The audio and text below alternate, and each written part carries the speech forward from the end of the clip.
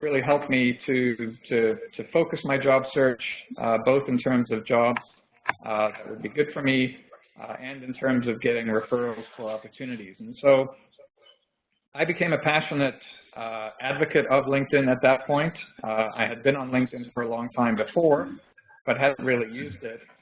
And in a 7-month unemployment/career transition, I learned a lot about LinkedIn, and now I share a lot about LinkedIn with my clients here in Calgary and in Edmonton.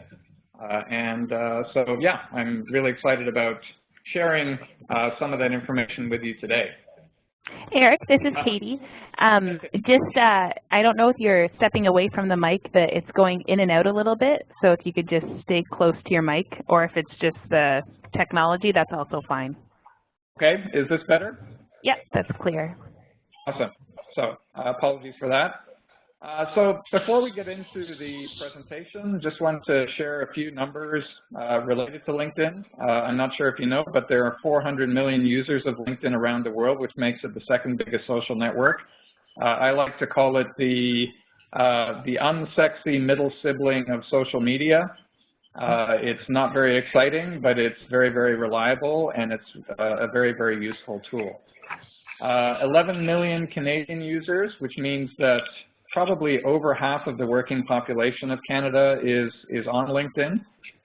79% of Washington insiders use it, and if you think about Washington, D.C., that's probably the biggest networking town or city in the world, and obviously the numbers show that it's an important tool for that.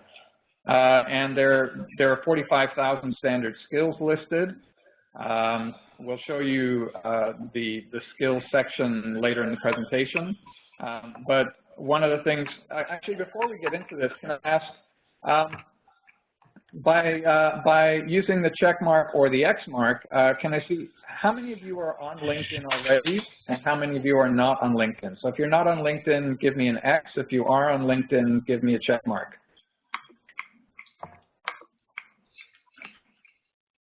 Okay, so it looks like majority are on LinkedIn, a few people who aren't yet.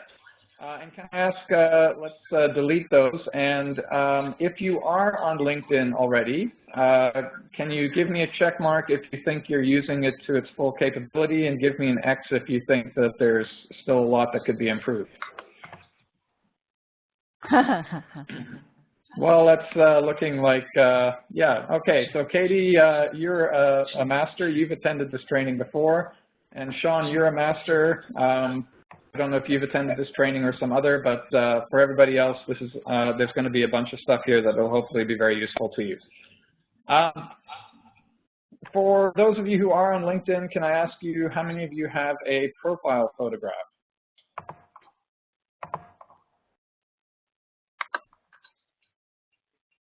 Okay, so there's a few people who don't and a few people who do. As you'll see on the screen here, a profile photo is going to result in 14 times more people looking at your profile. There seems to be an issue around the profile photo in terms of developing a level of trust or a level of connection. So if you don't have a photo, I would strongly encourage you to put one up. I know that some people are concerned about age being a factor or some other identifier, but even so, that is information that will eventually be found out anyway, and it has been found that you do get increased engagement through having a profile photo, so I would suggest that you do it.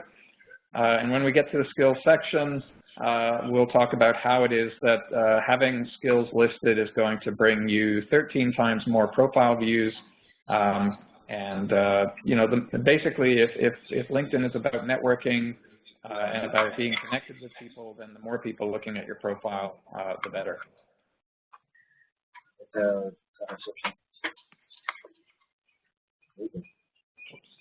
Okay, so why be on LinkedIn for those of you who aren't on yet? And basically what most people will tell you is that it's all about personal branding.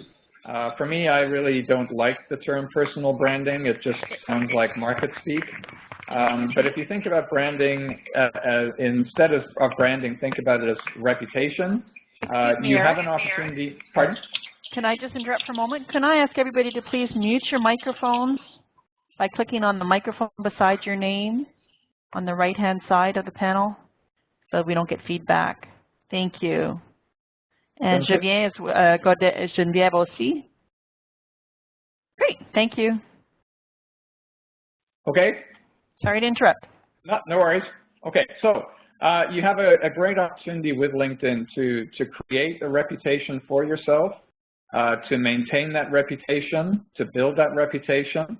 And I know for a fact that, I will occasionally go to networking events in Calgary, and people will actually approach me and say, hey, you're Eric Pai, aren't you? And I'll be a bit confused, and then I'll ask them how they know that. And there are people that follow me on LinkedIn or have read an article that I either wrote or shared on LinkedIn, or they've participated in a group discussion with me.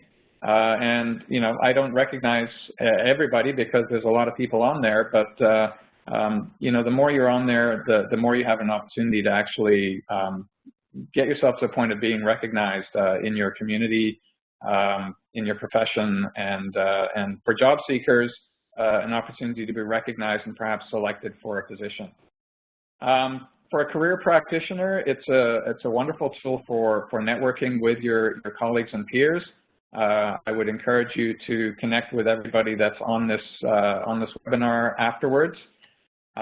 It's a great opportunity for learning through sharing of articles, through reading articles that colleagues have shared, and it's a great tool or a great tool to teach your clients, because for them it can also be a powerful tool for networking, for researching, again for building that reputation.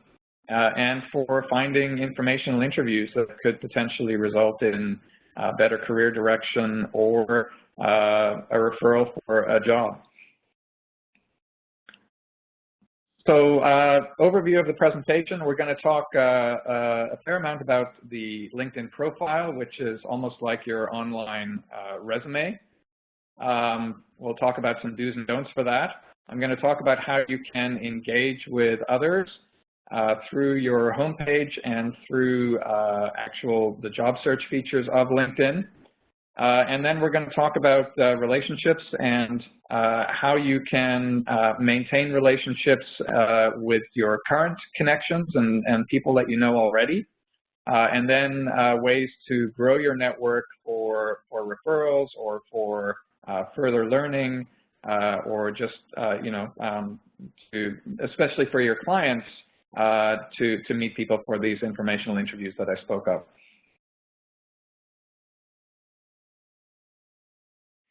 So a few reminders before we move on. LinkedIn is not Facebook. It is a professional network. Things that you would share on Facebook are not appropriate for LinkedIn, and to a certain extent, the things that you share on LinkedIn will probably not get shared on your Facebook. You have to be very careful about sharing overly personal information. I've had some examples of clients who've overshared, and it has affected their ability to find work. I had one guy who I actually had to give some coaching about removing some information from his Facebook or from his LinkedIn after he had been job searching for months and months and months and not getting anything. And he actually very quickly found a position as soon as he cleaned up his LinkedIn profile. Just an example there. One thing I think that people expect of LinkedIn is that because they've got this virtual profile, this virtual resume, that they're going to get headhunted into the million-dollar job of their dreams. And one of the things you'll find is that the headhunting aspect does happen, but it typically is only going to happen if you have a very, very highly specialized skill set. So for example, 2 years ago in Calgary, if you were a reservoir engineer, you would probably be getting headhunted every few days. Now with the economy the way it is, probably not so much. But yeah, certain IT people will get headhunted. For the most part, the average Joe like you or me is probably not going to get a lot of headhunting calls, but it is important to have a profile and to have a good profile, because 19 out of 20 recruiters are going to vet candidates by looking at their LinkedIn profile. And if somebody has a poor LinkedIn profile, that's going to create a negative impression. And if the person doesn't have a LinkedIn profile at all, recruiters may be wondering about how tech savvy the job applicant is, or why it is that they don't have a profile. The last thing to remember is that LinkedIn is not networking. I know for myself, I get very, very frustrated when I'm coaching one of my clients and I ask them if they're if they're networking, and they say, oh yeah, I have a LinkedIn profile. And then I ask them what they do with it, and they say, well, nothing. If you are going to be on there, you really should be making use of it, and it is a networking tool. It is not networking in and of itself. And again, hopefully through the presentation, we'll see some of the tools that you have at your disposal that can be very, very powerful. So we'll start off with a profile. And what you want to do is you want to make your profile as impactful as possible. This is kind of like a virtual advertisement for yourself. When people are applying for jobs, I know that I'm always suggesting that they tailor their resume to the job that they're applying for. And that's okay with a job application because an application is focused on a single position or a single company. With LinkedIn, you're not able to really tailor it because it's available for everybody to see. What you need to make sure is that it correlates with your resume, but it has to be somewhat generic in presented. Basically, if it correlates in terms of the job titles and the dates and the employers, that's great. By nature, the job descriptions will probably be fairly generic. And the big thing you want to be making sure with the profile is that it has good SEO or search engine optimization. You need to be using keywords to your particular profession so that if people do a search, you're going to pop up as one of the first results because the search terms are included somewhere in your profile. So I'll start out by just taking a look at some basics of the profile, and then we'll talk about how you can go about setting these up. When you open up your window, this is what you would see on my LinkedIn profile when you open it up. For most people, the post section that you see at the bottom of the screen there will not be there. Instead, there will be, well, if you haven't got it set up well, it'll be your current or your most recent job. One of the things you should do is insert a summary there, and I'll show you what that's going to look like in just a second. But this section is what I call above the scroll. It's similar to a newspaper parlance where they talk about above the fold. The top half of the front page of a newspaper is what people see when they walk in and out of the supermarket. And on that top half of the page is typically where you're going to get the exciting, eye-catching headline, and you're going to have some kind of picture that is going to draw attention and make people think that, yes, I really want to buy this newspaper. Your LinkedIn profile should be the same because this is what's going to open up. This is what people will see when they click through to your profile. And if they're going to invest time looking by scrolling down the profile to look at more information, what you need to do is catch them in this above the scroll section to make them think that, wow, yeah, this is somebody that's worth looking at. So the first part of the above the scroll area is what I call the banner. And this is the summary of some of your general details. And a few things I want to point out is that you need to, as I said, have a photograph. 14 times more people will click through if you do have a photograph. It shouldn't be a photograph of you on a beach or you with a cocktail in your hand. It shouldn't be, say, a chopped in half photograph that was taken with you and your spouse and their hand is on your shoulder and we don't see the spouse, but we do see the hand. So, you know, try to make it a headshot. It doesn't have to be a professional headshot. It could be a headshot taken by a friend on their smartphone. but don't do it as a selfie, because selfies give us interesting distortions and views up noses and all those kinds of things. Have somebody else take the photo of you. And as I said, professional, wearing the kind of clothing that you would wear on a typical work day. The other area to notice is the headline. In my case, it says Career Advisor at CPEI Alberta, resumes, LinkedIn, networking, interviews, workshop facilitation. The standard headline is going to be just your job title and your employer. So the standard headline for me would be Career Advisor at CPEI Alberta. You can change this, and I would strongly suggest that you do change this to add some of the areas that you see as your key skills or your key interest areas.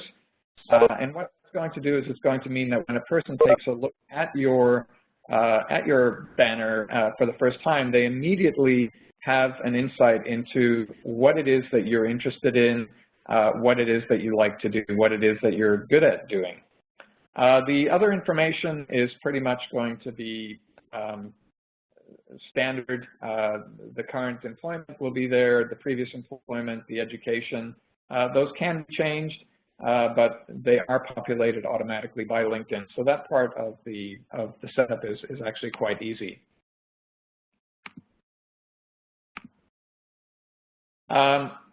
I have a publishing section as the second part of my profile. Most people won't have that unless they have actually published some articles.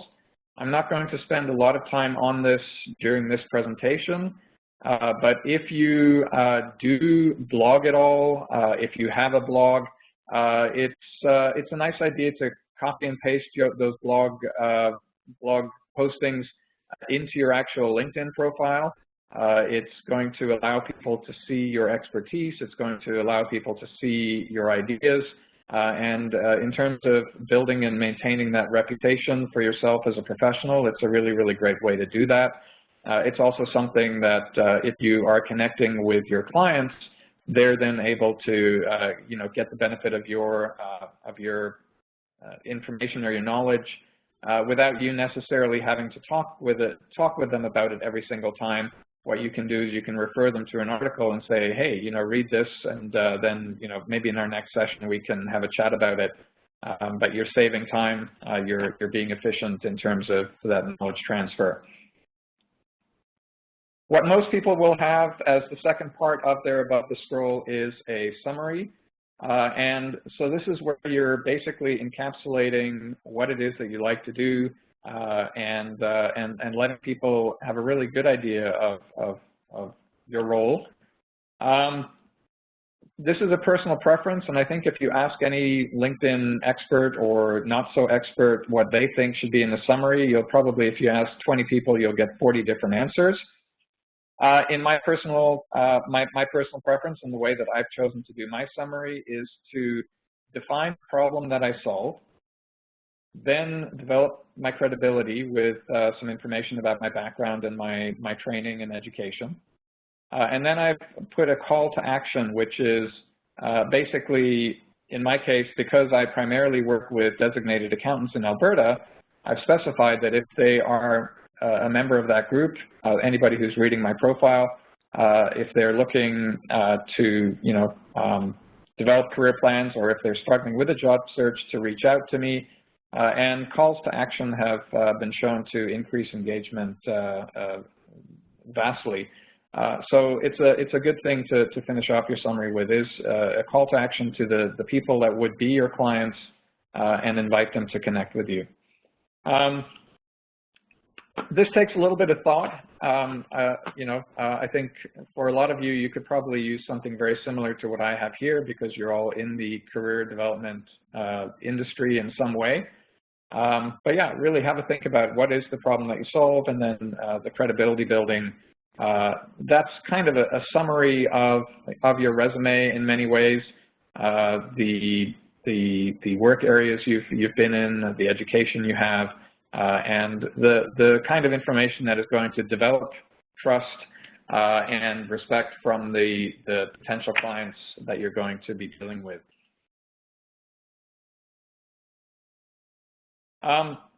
this is something that I have added to my summary. You would scroll down and you would see this tagged onto the end of my summary. But another way to really develop your reputation is to actually show off your work. So if you've created presentations that you use with your clients or for other purposes, if you've developed worksheets, you can upload these to LinkedIn. And again, your clients or people that might be interested in hiring you or anything like that, they're going to be able to see examples of your work. And that's actually probably the best way to convince people that you know what you're about. If they see your work and they see that it's good work, then you don't have to explain yourself, really. Next thing that's going to come up in your profile, and at this point we've been so excited by the banner that we've decided, yes, I'm going to take a further look at this person. As we scroll down, we're going to get to the most recent or current role. And you can see that this section looks very much like what you'd see in a resume. So we have our job title, we have our employer, we have our employment dates, and then we've got a listing of our duties. And this could be achievement-based, it could be activity-based. It depends on how you want to present yourself. For me right now, mine is just activity-based, and I'm using this partly to market myself to potential clients so that they know what it is that I can do for them. I haven't really focused on achievements because right now I'm not job searching. Another section of the job descriptions that is important is the recommendations.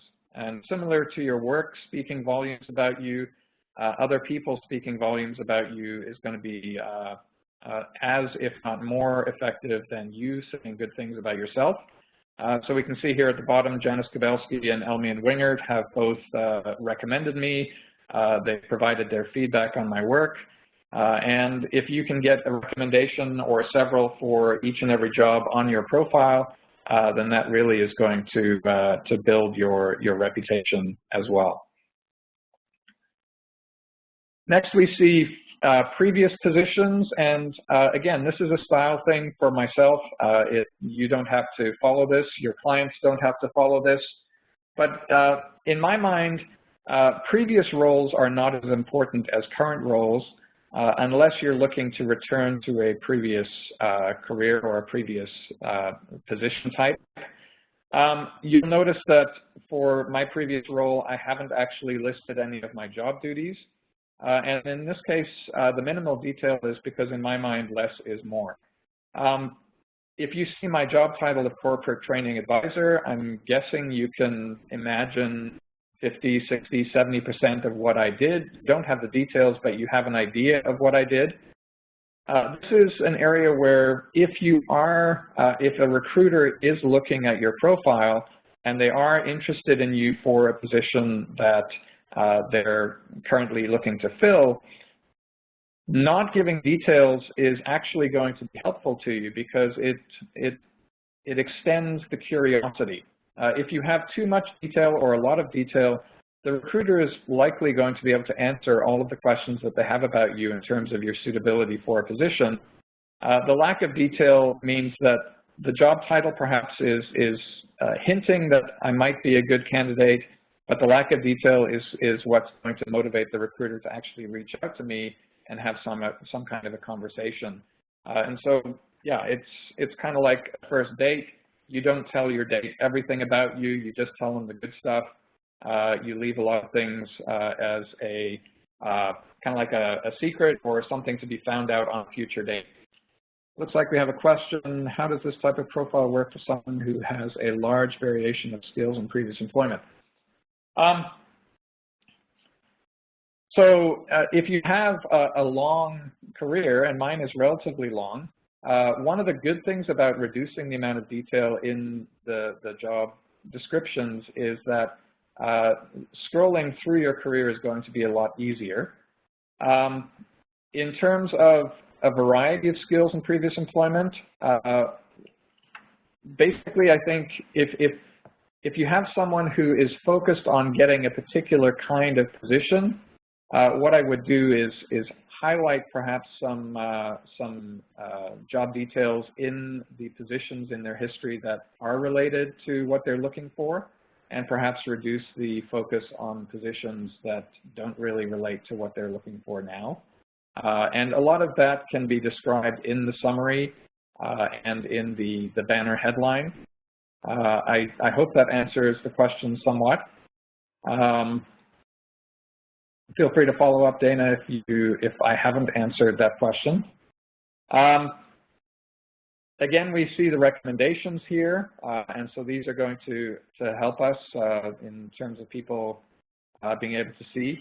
Another question, how far back in your job history do you go? On my job history, I've actually gone back to the early 90s. With resumes, the suggestion is that you don't go back more than about 10 or 15 years. And so, you know, that might be a good general rule to follow with LinkedIn as well, is go back to 10 or 15 years and then stop. And that's going to reduce any chances that ageism is going to be an issue for a person's profile. So once you've scrolled through all of the job descriptions and the job section, there will be an education section, which I haven't got in the presentation, but that's going to be, again, very similar to what you have in your resume. If you have a degree or a qualification from more than, let's say, 20 years ago, what I would do is omit the dates from that qualification so that people are less able to precisely figure out your age. But the next section of the profile that is important is the skill section, which we can see here. The skill section is searchable.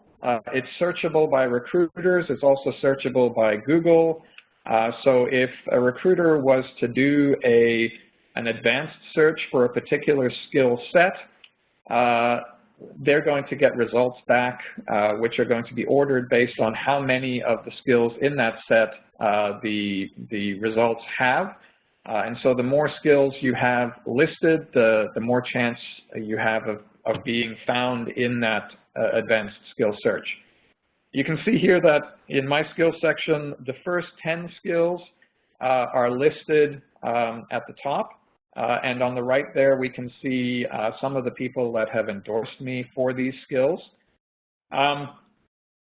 Endorsements are just basically a very, very easy way for your connections to affirm that they believe you have this particular skill. And so it's a very, very quick and easy way for a recruiter who's looking at you to kind of assess the kind of impact that you've made with your skills and the belief that your connections have in your abilities. The top 10 are probably the most important because they're highly visible. You'll see below that I also know about, and then I have a listing of, I think it's about another 15 skills there. And then you can see in the bottom right-hand corner where it says C22+, and those are 22 more skills that I've listed. You can list up to 50 skills. And I think for most people, they probably would imagine, well, 50 skills, I can't possibly think of 50 skills. But in actual fact, if you split those skills into technical, soft skills, and some IT skills, you will pretty quickly be able to come up with at least 30 or 40 skills. Whether you can reach the maximum of 50 is debatable. But you should be trying to max those out. Again, it's all about being searchable. I'll show you how to set those up in just a second. In fact, we'll show you that right now in the profile setup. So the first thing is that when you go into your profile, your profile is automatically going to be in edit mode. So when you hover over a text entry area, it's going to automatically become, you can enter new text, you can change text. I'll show you that in just a second. The big thing to do, though, is if you take a look at the bottom right hand of my profile screen here, it says notify your network, and I've got that switched to no. The reason for this is that if you have that switched to yes, then basically every change that you make to your profile is going to be announced to all of your connections. And if you're making a lot of changes in a very short time, all of those connections are quite likely going to become a little ticked off with you because you're flooding their homepage with updates. So switch it to no if you are going to make a lot of changes. If you're just going to change one or two things, then you can leave it with a yes, and that may remind your connections that you exist. Another thing is, if you take a look in the top right of your profile, you can see that we have this fishbowl, which is telling me that I'm an all-star. You'll have a pretty good idea of how good your profile strength is by looking at this section, because the more things you have missing, the less water you're going to have in your fishbowl, and it's going to be telling you that you need to, add this information, add that information. You don't have to add absolutely everything, but it is good to try to get that fishbowl relatively full. Is everything okay there? Oops. Okay. Let's take a look now at changing some of the different sections. Eric, there is one question. Oh, what was that? How far back in your job history should you be going? Right. I thought I'd answered that. We already answered that, yeah. Great, thank you. Okay, thanks. Yeah, so here we can see if you're hovering over the banner section at the top, it's going to turn blue. Any section that has a little pencil mark next to it is a field that can be changed. So if I had a designation, I could go up to my name and I could insert the designation after my name, where you see the pencil there. You've got the change photo section there. If you don't have a photo, it'll tell you to add photo, not change photo. You're also going to want to check that your contact information is revealing information that you want people to know, and not giving away too much so you can be stalked or reached or found if you don't want to be. So if you click on the contact information link, you get this drop down. We can see here that I've listed my work email, not my home email. I've listed my work phone. I've listed a few of my social media that people can find me at. With the email, if you yourself or if you have clients who are concerned about privacy and about people being able spamming them or something like that, one of the suggestions I have is that you create an email address that is specific to only your LinkedIn. That way, if you do have to change the email address because you are getting spammed or there's some other kind of issue, you can change it very easily, create a new account, change the address on your LinkedIn, but you don't have to then go and notify all of your friends and family that you've changed your email address. And we all know that when that happens, that you lose track of half of your friends and family because they don't pay attention to your email change. So just a little tip there.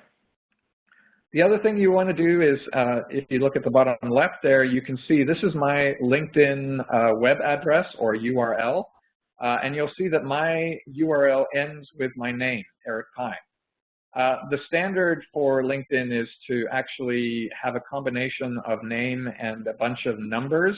And those are a little bit difficult if you have that listed on a resume, for example, for people to be able to follow or to be able to input when they're looking to go to your profile page. So what you probably want to do is to personalize that URL. And so if you click on that URL, it'll take you to a page where you can, as it says here, enhance your personal brand by creating a custom URL. If you click on that blue pencil, it'll then give you an opportunity to change the ending part of the URL. Try different versions of your name.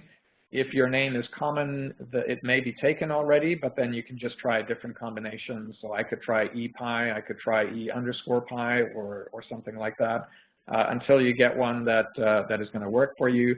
And then you can choose that as your URL and everything will be simpler.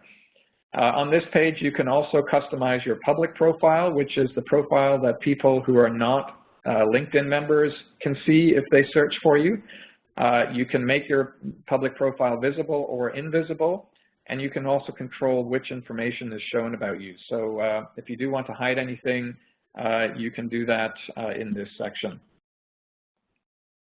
With the skills, if you want to add skills, if you don't have any, or if you just have a few and want to add a few more, if you go to the top right there to the Add Skill button, if you click that, you will then get a window that looks like this with an entry window in the middle. You can see where I've started to type in the word social.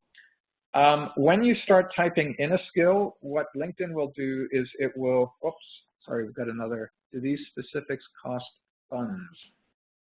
I'm not sure exactly what the specifics are that you're referring to there. Well, when you're able to do all these editing, do you have to have a special LinkedIn, or is it all in the free LinkedIn? This is all in the free LinkedIn. I have a free LinkedIn account. I did try the paid one for a month because I got the free month offer that they always give people. And I decided that everything that the free account offered me, I was able to do through workarounds. And so I decided that I wasn't going to pay for LinkedIn. And so, yeah, I'm fine with the free account, and everything I'm showing you is available with the free account. When you are adding a skill, what LinkedIn is going to do is it's going to give you skill suggestions with a drop-down. So you can see we've got social media marketing, social networking, and so on. What I would suggest you do is always choose something from the drop-down, because those are presented in their order of popularity, both in terms of usage by people on LinkedIn and also by recruiters when they're doing searches. If you get to the end of typing in your skill and you haven't got anything in the drop-down, it means that nobody else in LinkedIn land has that skill listed, and it's probably never ever been searched for either. So always choose something from that. If the options that you're looking for don't appear in the drop-down, then just keep typing, and the ones that don't fit will disappear, and you'll hopefully get focused in on the ones that you do want to be listing. Once you've got the title, if you click on whatever the drop-down one is, then you can click the Add button, and that skill will be added to your bucket of skills, which appears below that window. That bucket looks like this, and you'll see that the numbers next to each skill, those indicate how many people have endorsed me. And you'll see that some of the endorsements I have 99 plus, and some of them I have less. I've chosen to relegate some of the highly endorsed skills because they're things that I did in my previous position that I'm not really interested in doing anymore. I still want them listed, but I don't want them to be in that top 10 that I showed you before. And if you want to get particular skills into your top 10, you can just click on the skill and you can move those around, and everything else will shift around it. And when you have the order that you want, then you can click the Save button at the bottom. Okay. Let me see. So May Reimer, comments from our younger clients is that LinkedIn shows generation youth do not use LinkedIn. Is this the right assumption? Yeah, there are relatively few youths on LinkedIn, but they're not precluded from being on. And I think if youths join LinkedIn, I think it's going to give them a massive advantage over other youths, just in terms of you know, being able to set up, and we'll talk about the informational interviews later. You know, if you have youths who are looking for summer jobs, if you can imagine me being a manager at a company looking to hire a summer student, and I've met a student who came to talk with me about my career a couple of months ago, and showed great interest in what I do and in learning more about my company, versus a bunch of people who apply for jobs online. The person that came for a visit with me, I think, is going to be top of mind. And I would actually, if I was looking to hire a student for the summer or for a part-time job, I might even be contacting them saying, hey, you know, it was great meeting you for the informational interview. I have a position available. Would you be interested? So I think similar to adult job seekers, I think youth can really benefit. And I know that my niece, who is now 19 in her first year of university, I've coached her on LinkedIn, and she's now on there, and she managed to get herself a summer job through one of her professors in a role that the professor has never given to a first-year student before. It's always been a third or a fourth-year student. And so her networking has really brought her advantages and accelerated potentially the kinds of jobs she'll be able to get going forward. So we'll leave skills there. And so by this point, you should have a pretty vibrant, pretty impactful profile section. So let's move on to how you can engage with your connections and engage with employers. So the first thing is through your homepage, and this I think is the section that looks the most like Facebook and where people get the most confused with Facebook. I'm going to just divide this section into top left, top right, and then the rest of the homepage, and just talk about some of the things available to you in those different sections. So in the top right section, if you have shared articles or if you want to check what you've done on LinkedIn, you can click on your recent activity link, and that'll then give you a listing of things that you've liked, things that you've shared, things that you've responded to. And so if you are looking for something that has gotten lost, that's a great place to start. The bar across the middle there, sharing an update, is very similar to Facebook. If you want to update your friends on Facebook, you share an update. The mechanism on LinkedIn is pretty much exactly the same. The same thing with uploading a photo. If you have a photo that is professional, so for example, it's Friday and you want to share some kind of a professional comic or a quote or something, you can upload a photo of it. And then on the right-hand side there is the link to click on if you want to publish an article. And as I said, I'm not going to go into that in detail, but it's fairly self-explanatory if you do decide you want to do that. To me, one of the interesting sections here is the people who have viewed your profile. Sorry, just had to wet my whistle there. So if people have looked at your profile, this can be an indication that they were interested in what they saw. And so I like to keep track of who has looked at my profile. I can see which of my connections are looking. I can see if a recruiter has looked at my profile. And certainly if a recruiter has looked at my profile, I'm thinking that perhaps I came up in a search result. Maybe they found something in my profile that they weren't overly happy with or that they thought didn't fit the position they're looking to recruit. But I would still like to perhaps connect with them in some way, just because they may be looking for positions in the future that are going to be a good fit for me. So if I click on that number 10 there, I'm going to get taken to the section where I can see the people that have looked at my profile. Here you can see, we're able to see with the free account, we can see the last 5 people that looked at us. In most cases, if you're checking your LinkedIn on a daily basis and you're not a power user, it's unlikely that you'll have more than 5 people looking at your profile. So if you check this once a day, you shouldn't have to miss anybody. This is one of the things where they try to sell you on getting the paid version of LinkedIn because you can see everybody that ever looked at you. But as I said, in my opinion, if you're checking daily, you're unlikely to miss anyone or too many people, and so you know, this should be fine.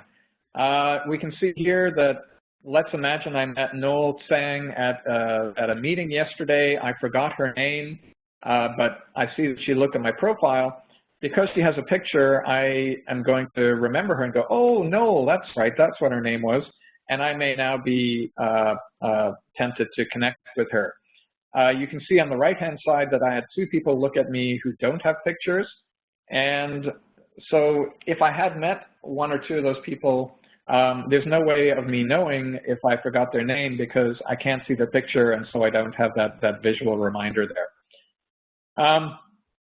Anyway, if a recruiter had looked at me, what I would then do is go to their profile, see if they have contact details, and try to connect back with them, and perhaps find out, you know, what it was that interested in them and why it was that they didn't kind of reach out to me, and go on from there. So you have another question. Can the average person create an effective LinkedIn profile without additional coaching or help? Yes, I think so. If you want to share this LinkedIn presentation with them, you're welcome to do that. You know, I think if someone has some input from a career practitioner, like yourselves, who's giving them some feedback and just giving them some tips on things that they should and shouldn't be including, I think it's quite possible to do it on your own. With the 92 messages and 12 people at the top of my screen, yeah, so the 92 messages I have, those are messages that LinkedIn is telling me I haven't read. I have read them because all of my messages get forwarded to my email address. I just haven't responded to them through LinkedIn, and so LinkedIn hasn't registered that I have actually read them. The 12 people on the top of the screen, those are 12 people that have requested to be connected with me, and I have not yet decided whether I'm going to accept their connection request or not. And I'm going to show you why I haven't made that decision yet in just a second. So if you can just hold off on that question, I'll come back to it. So then we take a look at the top right, and again, we can see the 92 messages there, and we can see the 12 people who've asked to connect with me. As I said, I'll talk about that in a second. But the other section that it's going to suggest there is people you may know. Basically, LinkedIn is a very, very powerful database. It has an idea of everybody who knows everybody. And so what it's going to do is it's going to try to help me increase my connections by suggesting people where there's a high probability that I know them. And this is typically because we have several common connections. If I click on people you may know, I will get taken to a page that looks like this. And you can scroll and scroll and scroll and spend an entire Sunday morning looking at these. Again, the importance of the photograph. Arnie Resnick, if I've ever met him, I'm not going to remember based on not seeing his picture. Mark Mertens, I have met him. And since I did this presentation, I have actually connected with him. If you're interested in seeing who your common connections are, you can click on that little overlapping circle with the 3. So for Matt Riskin, we can see the 3 people that are common connections for us. And so now I know why he's being suggested as a connection. One thing I'm going to suggest is that if you do want to connect with somebody from this page, do not click the connect button. And I'll tell you why in just a second. You're better off to click on the person's picture, get taken to their profile page, and then connect with them from their profile page, rather than this connect button that kind of screams at you to hit it. But actually, the reason you don't want to do that is because it doesn't allow you to personalize your connection request, and I'll show you why that's important in just a sec. Then we get to the general scrollable homepage, which is where people have shared articles or shared status updates. Again, very similar to Facebook. You can like things, you can comment, you can share, and you know, this is one way to very, very easily continue to be engaging with your connections. When you like the things that they've shared, they get a little shot of adrenaline. When you comment or share something that they've shared, again, they get that little shot of adrenaline. And certainly in the comments section, if you can get into discussions with people, this is a great way, again, to highlight your skills, highlight your knowledge, and develop that reputation for yourself. You will also have articles suggested to you by LinkedIn. These are typically going to be based on your skills that you've listed, the job titles that you've had, and LinkedIn will use its algorithms to decide which articles you would be likely interested in. And so these are typically from their influencers, so people like Richard Branson or you know, various other famous people will blog on LinkedIn as well. So that's your homepage. Now we'll take a quick look at job search. And so certainly for your clients, this is going to be a useful section. Very similar to Workopolis or to Indeed or to any other job search portal. Here we can see a job search where the person has typed in the word accounting, and we've come up with a bunch of different jobs listed there. You can scroll through and see if there's a particular job that interests you. You can click on that and be taken to the actual posting. You can see down the left-hand side that you have several tools for filtering. So you can filter to a postal code and the distance from that postal code. You can filter to companies, you can filter to specific job titles, and then LinkedIn will present you a much shorter list of opportunities. When you click, if you click, for example, on the top one here, the production accounting analyst, that'll take you to the actual job post. And two of the nice things about the job postings on LinkedIn, first is that you can apply directly from LinkedIn. And second is that you can actually potentially reach out to the recruiter that posted the job. You can see on the top right-hand side that is Renata here. So if you have the paid version of LinkedIn, you could send her an in-mail. If you don't have the paid version, what you could do is you could click on her name or picture, and that will take you to her profile page. I haven't shown the whole profile, but on the right-hand side of Renata's profile page, it's going to give me information about how I'm connected to her. And we can see here that I have a common connection with Renata. And so if I wanted to maybe connect with Renata and ask her some questions about the job, or perhaps ask for a meeting or a telephone call so that we could talk more about questions that I have, I could contact Jeff and ask him to contact Renata and do an introduction for me so that I could have a chat with her. So this is a pretty fun tool with the job search. It also means that you're able to apply a name to a cover letter, which I know with my clients I'm always telling them, try to find the name of the person that you're sending the cover letter to. In this case, it's quite obvious. If we click the Apply Now button, we're going to get a pop-up which gives us some information. So we can apply directly for the job. You can see that it's going to confirm some of my contact information. It's going to allow me to upload a resume and cover letter, and then I can submit that, and my application has been sent. A PowerPoint presentation. I don't have this as a PowerPoint, but I do have an old one that I'd be willing to share with Katie later if you're interested. Alternatively, I can also share the link to this presentation with Katie, and she can send that out to you guys. And you know, I'd be happy if you wanted to use it for your purposes. So that's the job searching ability within LinkedIn. So a powerful tool. Now let's move on to actually connecting and networking. And there's two different groups of people that you're going to be looking to connect with. One is the people that you already know, and the other is people that you haven't met yet but would perhaps like to meet because they might be useful to your job search or to your research. So we'll look at connecting with people you know already.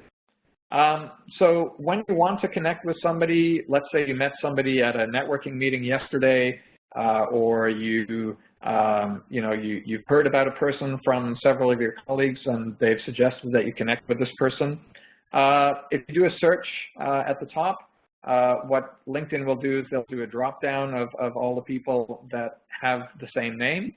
And in this particular case, again, having a picture is useful because I can see here immediately Mike Morrison, who I'd like to connect because I just met him at a recent event. He's a short, balding man, and we can see that the picture next to Mike Morrison at the top of the list there is a balding man, and he looks very much like Mike. So I'm going to click on him, and I'm going to get taken to his profile.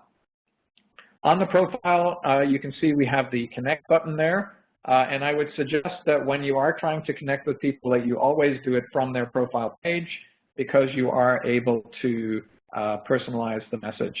So I'm going to click the connect button there, and it's going to give me this connection window. And LinkedIn is very, very kind in that they've already provided me with a personal note, which is actually not so personal because it's the note that everybody sends.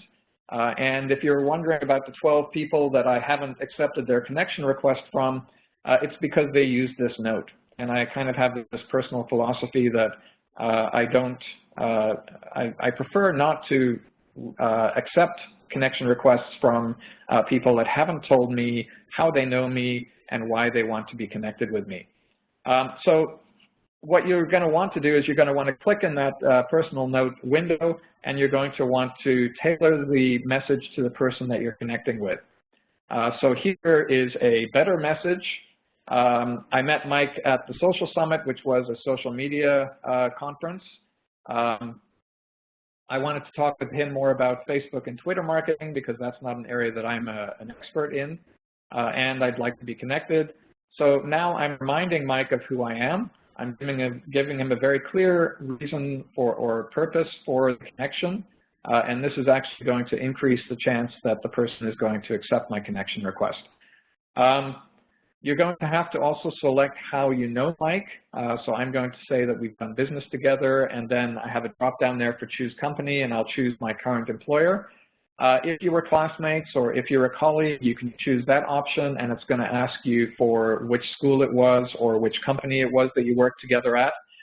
And I'm going to suggest, well, if you're friends, you can select that one.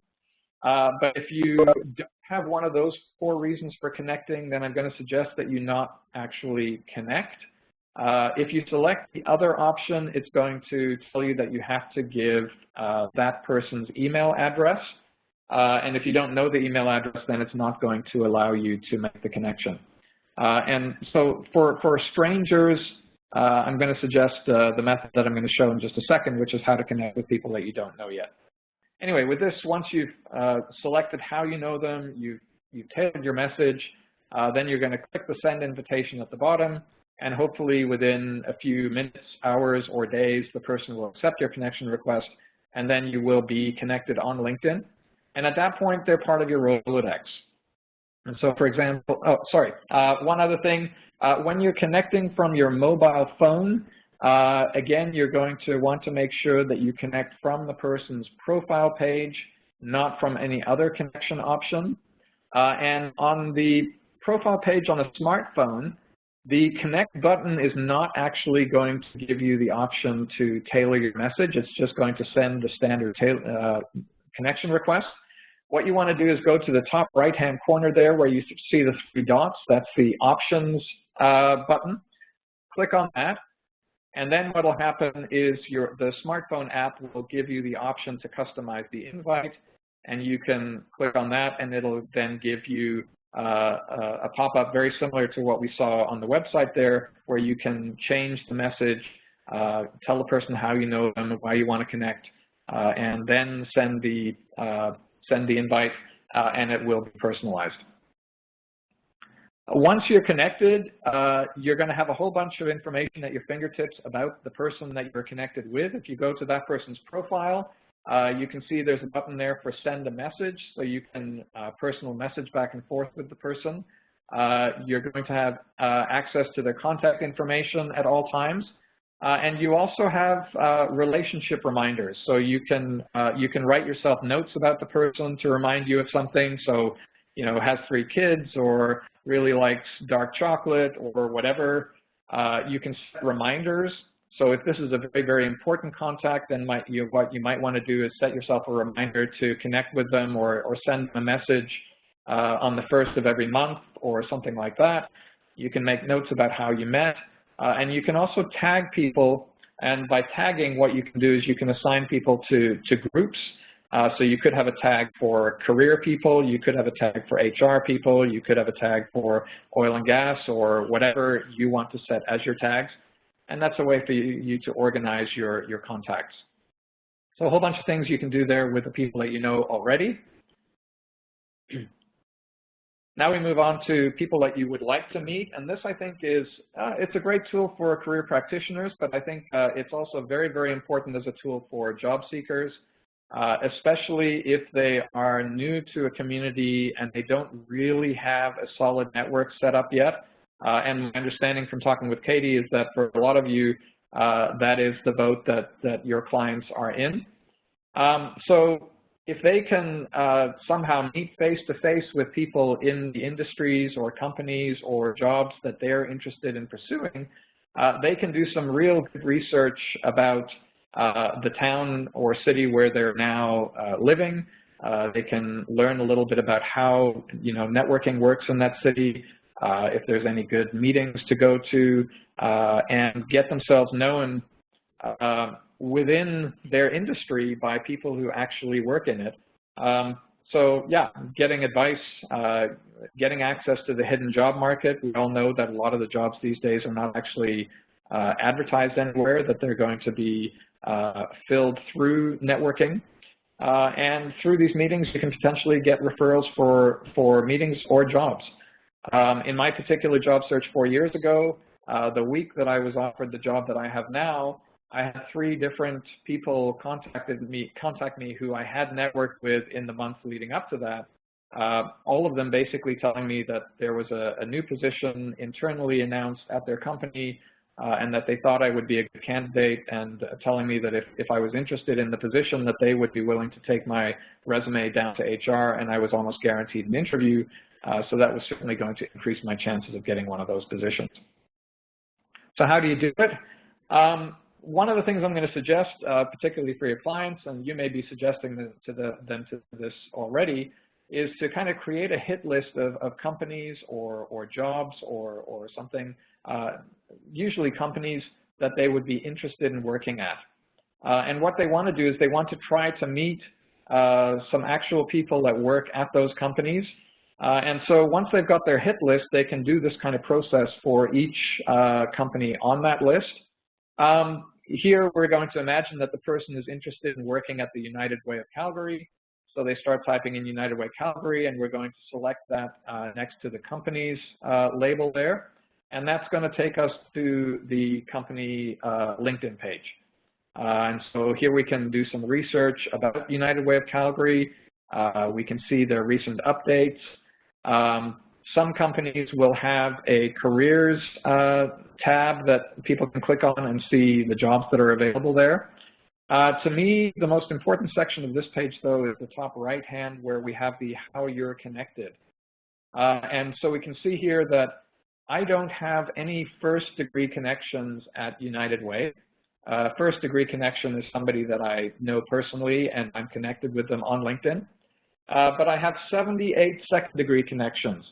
And the 78 second-degree connections, these are people where LinkedIn, through the connection database that they have, is able to tell me that I know somebody who knows each of these 78 people.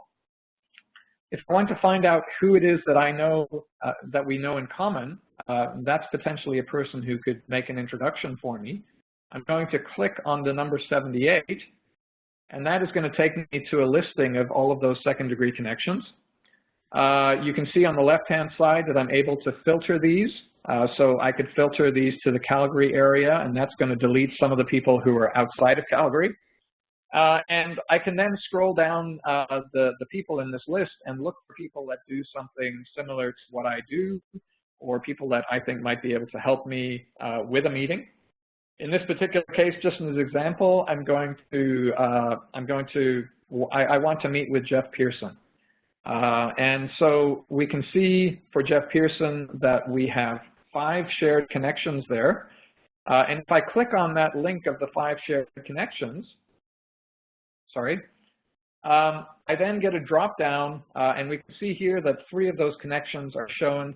And if I want to view all 5, I can click on the view all 5 shared, and I'll be able to see all the 5 people that I know that know Jeff. Now, looking at this list, Daryl I'm connected with, but I've never actually met him.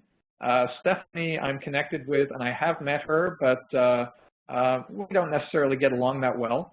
Adam is somebody that I have met several times, and he's a good guy, and I think you know, he and I have talked career advising before, so he would probably be quite supportive of me in doing an introduction to Jeff.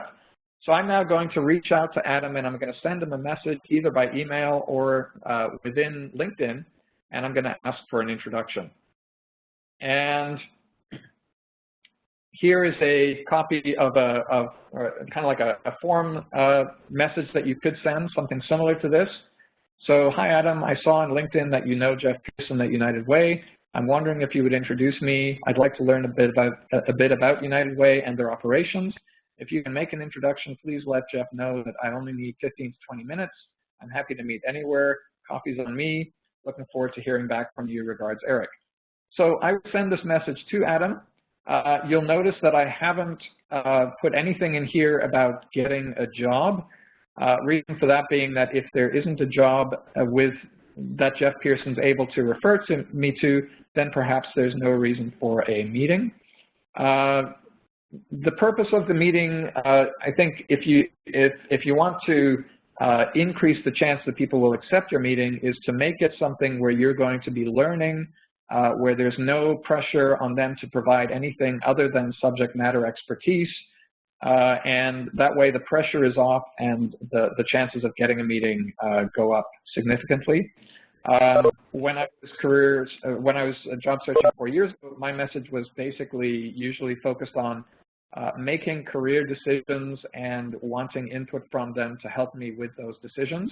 And I found that I got a very, very good acceptance rate to my meeting request. The other thing you want to do is make it easy to accept. So don't ask for an hour.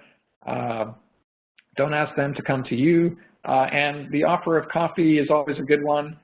What I found in my job search was that as soon as they found out that I was unemployed, usually they bought me coffee. So one of the bonuses of this was that I got a lot of free coffee. Anyway, you send this note to Adam and you wait a couple of days.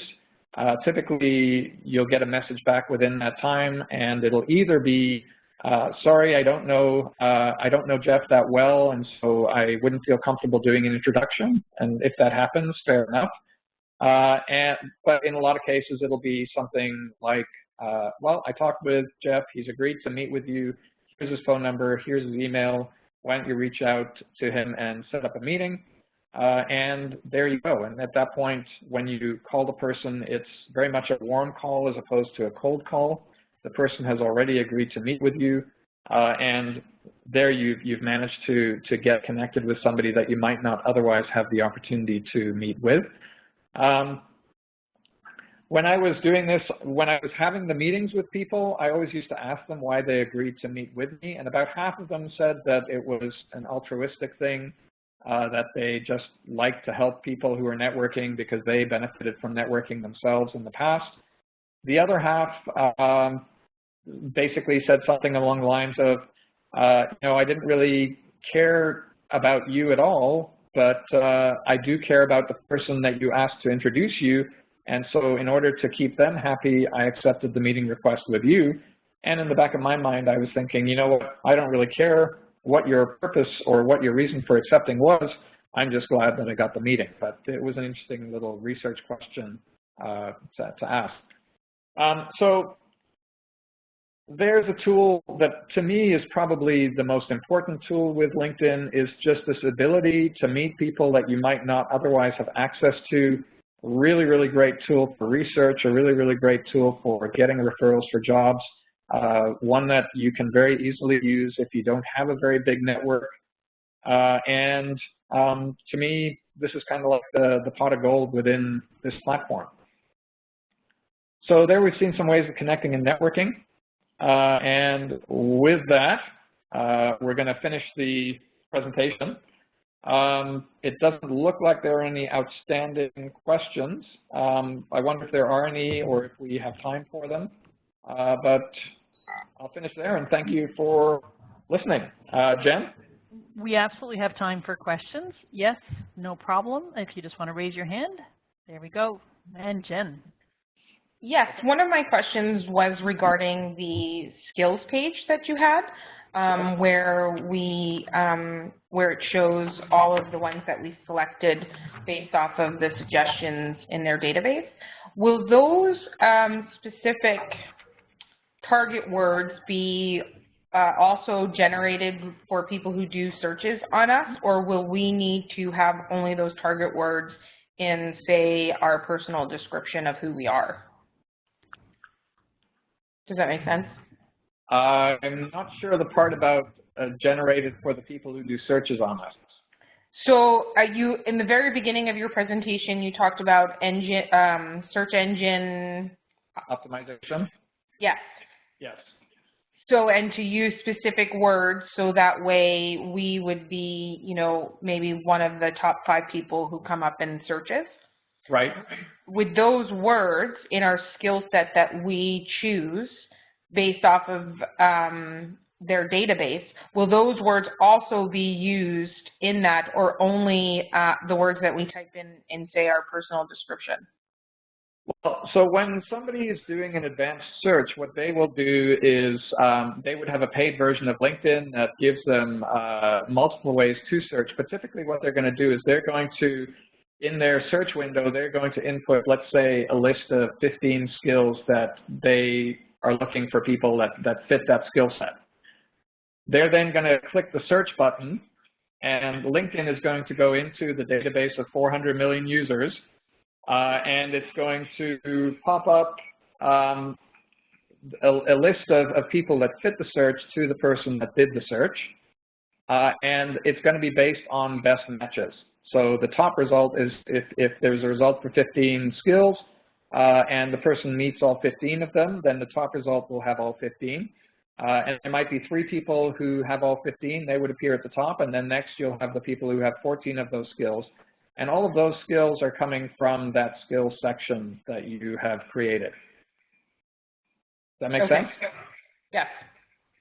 And they also are presented with the search options when they start to type in a skill. They're going to get that same drop down of skills to choose from. And so basically you can be pretty sure that there's going to be a good match there between the skills being searched for and the skills that regular users are listing in their skill sections. Thank you. Okay. May, you've got a question. What would be the best method to ask to connect with Eric? If you wanted to connect with me, what you would do is, based on the fact that we've now, we kind of sort of know each other from this presentation, you could go to my profile, you could click the connect button, you could personalize your message and tell me how wonderful you found the webinar, and ask to connect. One thing with connecting also is that there are a couple of options for connecting depending on how active the person is on LinkedIn. So in my case, because I publish articles on LinkedIn, there's also an option for people to follow me as opposed to connect with me.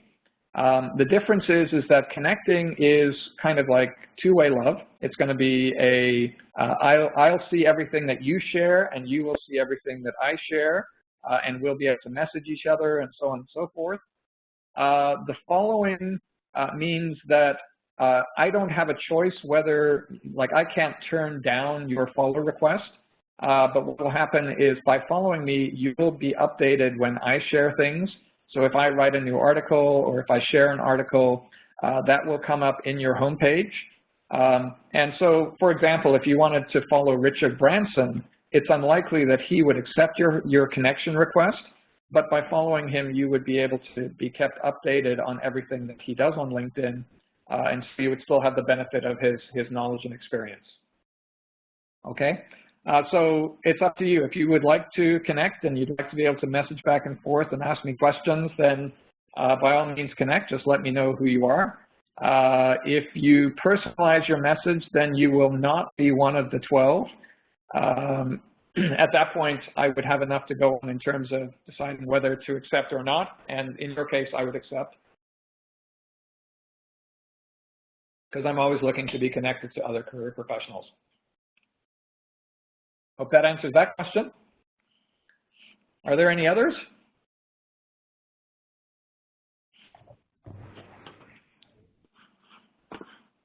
Okay, if there aren't any other questions, I'd like to thank you very much for tuning in. I hope this was useful to you, and enjoy your LinkedIn Live. Stephanie has a question. Oh, okay. You're muted though, Stephanie. Make sure you unmute first. We can't hear you. Okay. I've unmuted you. Go ahead. Stephanie, do you want to put it in the chat? There you go. Oh, we can hear you, Stephanie. Oh, no question. Just saying thank you. Okay. Thank you very much. Eric, thank you very much. This is Katie. Hi, Katie. Thanks very much. So just so everyone knows, we have recorded the session. As I said, there's a lot of people that are on annual leave right now. And so we will be sending that out.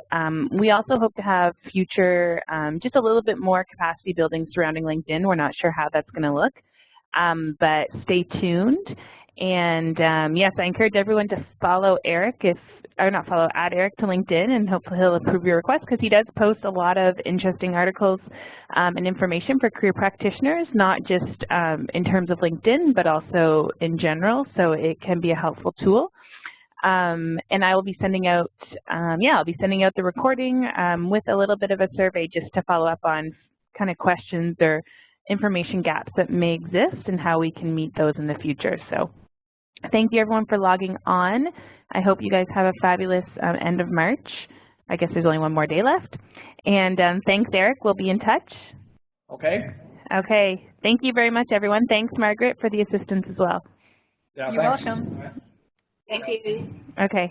Have a good day, everyone. And to log out, you just click on the red X on the top right-hand side of your screen, or if you're on a Mac, it's the little red dot.